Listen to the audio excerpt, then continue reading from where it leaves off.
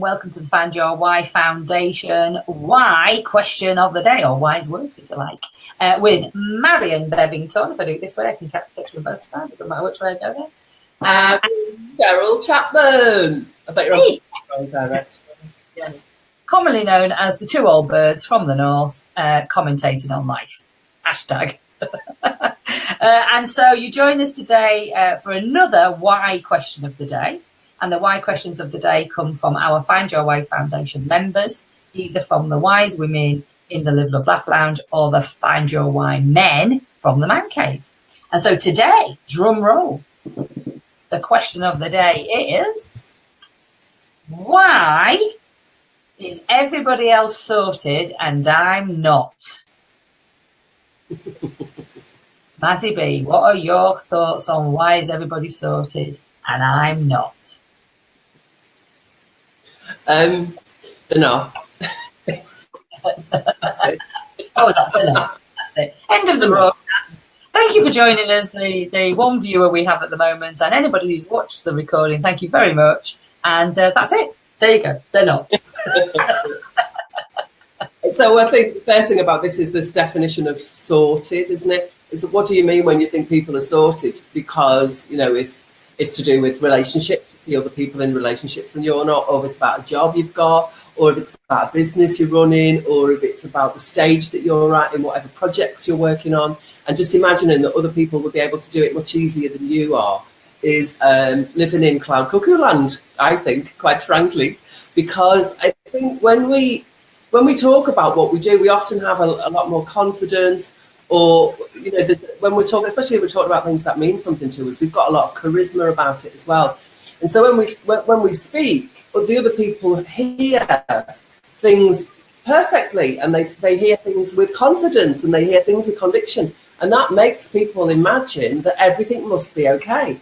But we all know, don't we, that things never go in a straight line. There's those cartoons, aren't there, where you say how you planned it and what actually happened before you actually got there.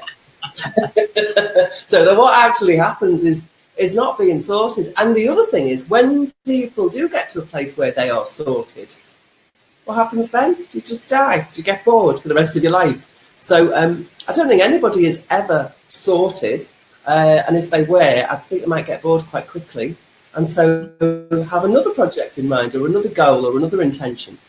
Yes, so yeah, I think really good analogy, actually. Just when you said that, then I was like, oh yeah, it's a little bit like with your house, isn't it? Do you know what I mean? Or your home, you know, when you think, oh, I'm going to decorate that house. I'm just laughing because I've actually been doing this in the last couple of days, because a few months ago I had some feng shui done. And for those of you who don't know about the feng shui, we'll talk about that another time. But basically, I'd got a death room where the prosperity zone should be.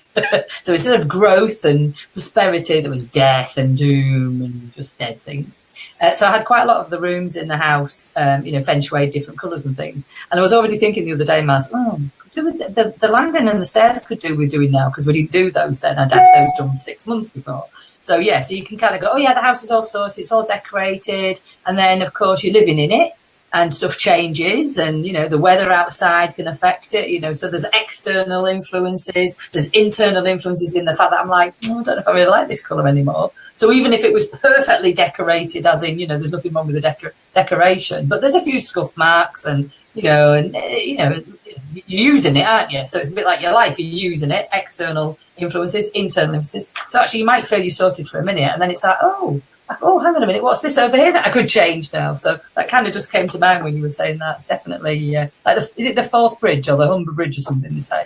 Once you finish one end, you have to start the other end. Yeah, I don't know which bridge it is, but it's a big one. Big bridge. One of those big bridges.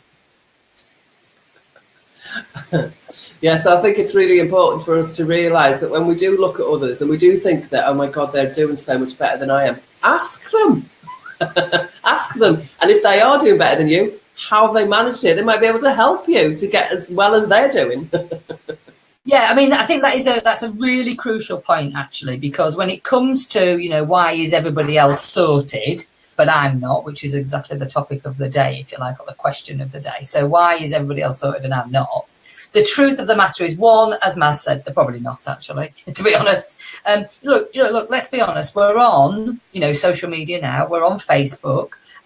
Some people refer to it as fake book, because most of the time, let's be honest, people are only sharing when they're doing great. It's not very often that someone will say, just thought I'd pop on and tell you how shit my life is. So we're looking at other people and comparing where we are. Now, there is, of course, a competitive streak in us all. Ultimately, if there was one bit of water left, would you give it to somebody else, or do you want to survive? It's kind of within us, to compete to survive, really. But also, the question is, we're comparing and contrasting all the time. Oh, look at their life looks better than mine. Oh, look at that brand new car they've got. Oh, they must be rich. Oh, look at that person. Oh, they're just talking about the new job that they've got. Oh, and I'm stuck in my job. And it's really interesting because, first of all, there's the comparing to somebody else, when actually you could do fuck all about their life, let's be honest. Most people don't know what they want in their life, let alone how to control what somebody else is having going on in their life. But, of course, the other thing, of course, is like you're then not looking at you. You're taking the focus off you in some respects, and looking at somebody else's. And, you've all heard the saying, grass is greener on the other side. And we know that that's not always true.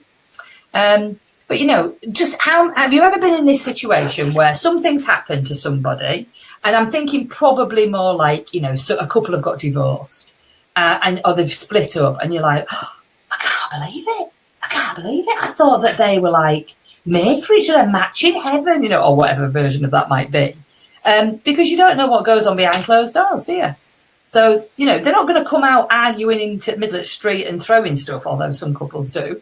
Ask me how I know about that, a.k.a. pre-fucking personal development. That's pretty much man and chip is, yeah. Anyway, that's another programme. So people don't wash the dirty laundry, in public, do they? Most of the time it's this little face, when you come out the door. So you never really know what's going on in people's lives. I've got a really good example here. We live in a really nice part of the village. In fact, if you say where you live, most people will say, oh, a posh end. We just regard this as just where we live. And a few years back, basically there was a lot of police in the close, and we wondered what was going on. And basically they had come and arrested one of my neighbours, who turned out to be a serial rapist. Now, I've got to be honest with you, if I'd had to put in order of preference as to who I thought, if someone said there was a rapist in your cul-de-sac, I've got to be honest, this guy would not have been the top of the list, because everything looked very, chocolate box kind of image from the outside. But, of course, all this stuff was going on internally, and it's just like, oh, my God. Very, very unusual for you to know what's going on in someone else's life. So the best thing to do is just not compare. That's one of the things I would say. What about you, Matt? What would you say? Yeah, definitely. And ask them, ask people, if you do think that they're successful, congratulate them. And this is something I think it's because I'm noticing it more and more recently, that, and you're talking about the competitive streak that some people have, I think that's part of it as well, is that we find it difficult to celebrate other people's success. Mm-hmm. And especially, I think within England, we've got our own slant on how to drag everybody down. But the thing that happens when you don't celebrate other people's success, it's kind of like you can't share with them. So, you can't ask them for support if you're not celebrating with them. You can't share in the joy because they're having some joy. Why would you choose not to have joy? Or resentment or jealousy. If somebody else is doing well, if you learn how to celebrate that anybody's doing well, then I think that helps to rub off on you so that you start doing better. But also because people who are doing well can help. And people really like to help people. But if you're going to put up barriers and you're going to put up a front and compare yourself and try and do better than, or try and beat or be jealous of, then you're never going to create a connection, a relationship connection that means that you could ask the person for support, that you could ask for their opinion, you could ask them what they've done. There's a million things you can ask somebody who you perceive to be doing well that will help and benefit you. So I think it's actually about communicating, but also this idea of joy in other people's joy. There are these 4 brilliant mind states we talk about in yoga called the parikarmas. And it's the 3rd state, and I think it's one of the most difficult for us to achieve is to have joy with other people's joy, when other people are successful, when other people have got something. So rather than compare and rather than see yourself as having less than, if we could all celebrate all of who we are and all of what we've got and all of how we are, then I think that would, well, I mean, from the yogic texts, that would make us live in an enlightened world. It sounds like a nice. Yeah, I mean, it sounds like a great world. I mean, and I'm not saying that it can't be achieved, but there are some, look, I'm one of these people. I find it difficult to celebrate other people sometimes because I guess what it is that I want to say, the people who are in our community, the Live, Love, Laugh Lounge, you've helped them, you supported them. I suppose really it's the ego, isn't it? Oh, well, I've helped this person, so I'm happy to celebrate with them. I love it when, mentees that I've coached have won awards. But the truth of the matter is, yes, I want them to do well. Of course I do. But that's because I want them to do well because I've helped them.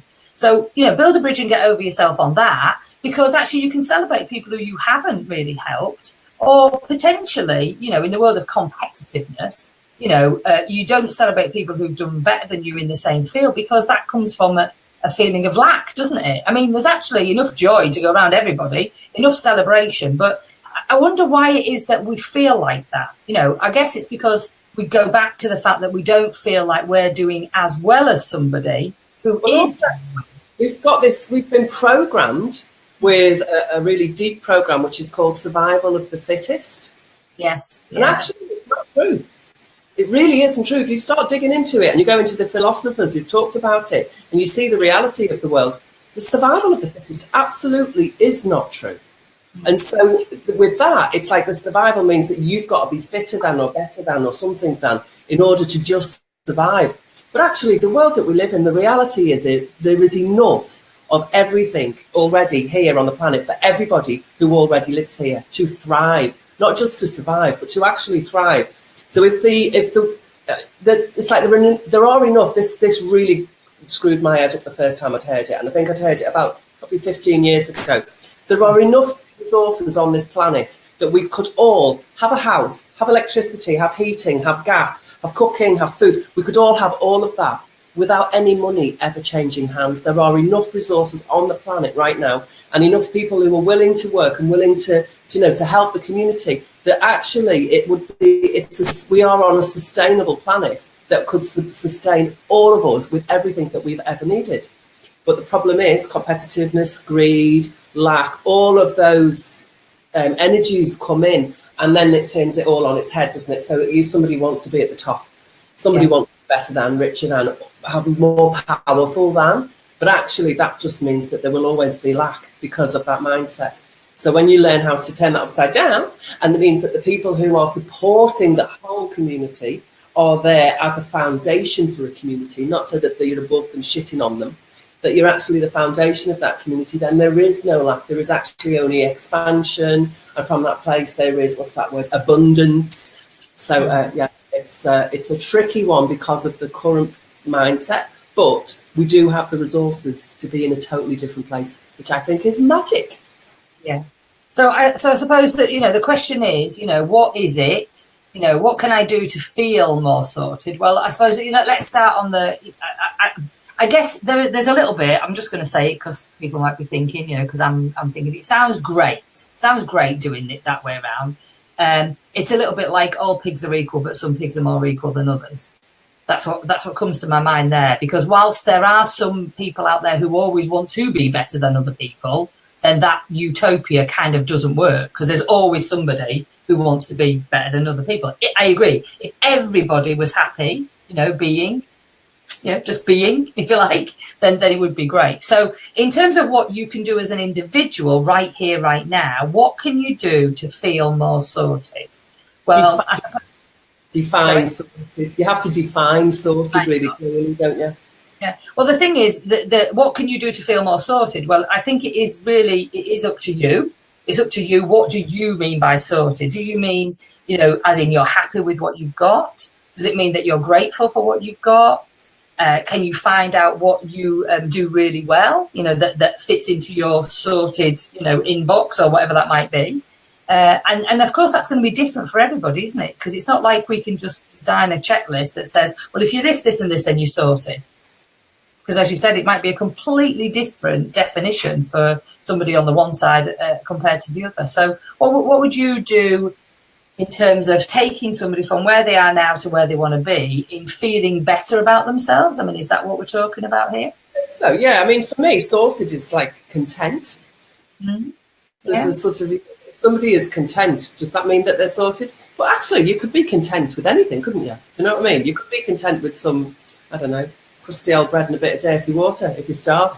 But it really is about defining what does sorted mean for you, because sorted is a very complex word. It's a bit of a, it's dense. So it's something that you can unpack, because if everybody wrote 4 sentences about what sorted means to them, what it feels like, what it sounds like, what it looks like, if we all did that, that's very different sets of definitions and understandings. But I think that's the starting place for everybody, is define it. And as you're defining it, build a picture of it. And as you're building a picture of it, you're then creating this thing called a future memory or future pacing, or there's all sorts of words for it. But you're imagining how you will be in the future when you're sorted, or maybe in a minute when you feel sorted.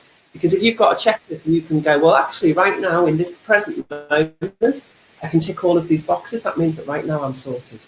But as we said at the beginning, as soon as you feel sorted, then you're going to start looking around for something, a bit of variety, a bit of change, a bit of something to spice it up, because you're going to get bored. So being sorted is something that can happen in any moment, but staying that way, I think that's impossible, because you're on the journey of life. I've just had a look at definition of sorted, and of course there are many, but at the minute, the one I'm looking at here says organised, arranged and dealt with satisfactorily. As in, and your social commitments, they are well sorted.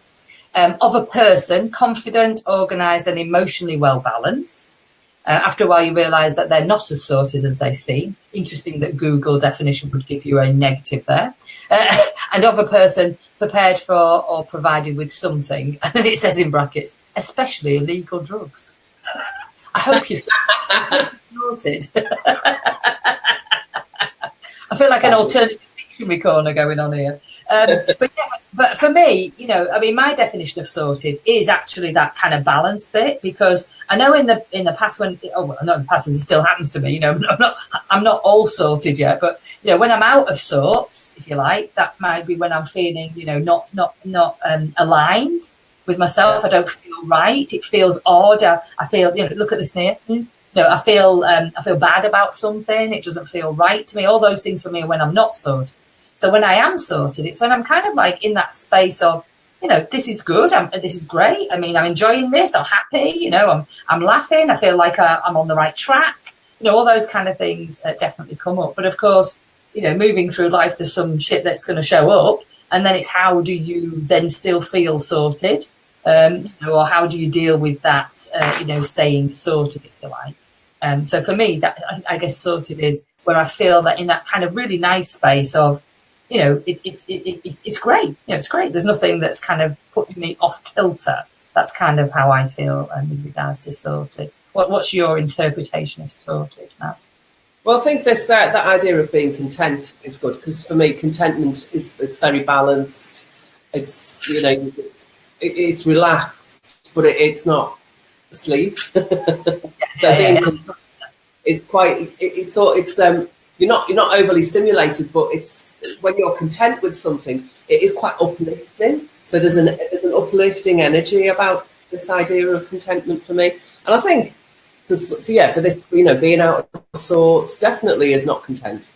For me, I think the closest word that I would use is contentment. There's another yoga word. Contentment is one of the yoga states. That's like the 10 Commandments. It's commandment number 6. Be content.